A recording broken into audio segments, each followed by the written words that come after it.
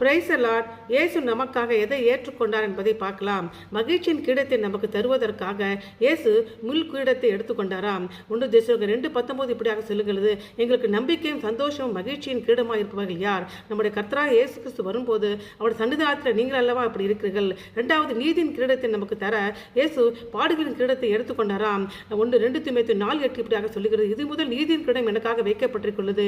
நீதியுள்ள நியாயாதிபதி கர்த்தர் அந்நாளில் அதை எங்களுக்கு தந்தருவார். எனக்கு மாத்திரமல்ல, அவர் பிரசன்னமாகுதலை விரும்புகிற யாவருக்கும் தந்தருவாராம். ஜீவ கிரீடத்தை நமக்கு தர இயேசு கிறிஸ்து சிலுவையில் மரித்தாராம். யாக்கோபு 1:12 இப்படியாக சொல்லுகிறது, சோதனை சகிக்கிற மனுஷன் பாக்கியவான், அவன் உத்தமன் என்று விளங்கிய பின்பு கர்த்தர் தம்மிடத்தில் அன்புக்குரியவர்களுக்கு வாக்குத்தத்தம் பண்ண ஜீவ கிரீடத்தை பெறுவான். மகிமையின் கிரீடத்தை நமக்கு தர இயேசு தம்முடைய மகிமையை விரும்பியாக்கி மனிதனாக உலகத்துக்கு வந்தாராம். 1 பேதுரு 5:4 இப்படியாக சொல்லுகிறது, மந்தைக்கு மாதிரியாகும் கண்காணிப்பு செய்கிற அப்படி செய்தால் பிரதான மேய்ப்பர் வெளிப்படும் போது மகிமையில வாழாத கிரீடத்தை பெறுவார்கள். ஆமென்.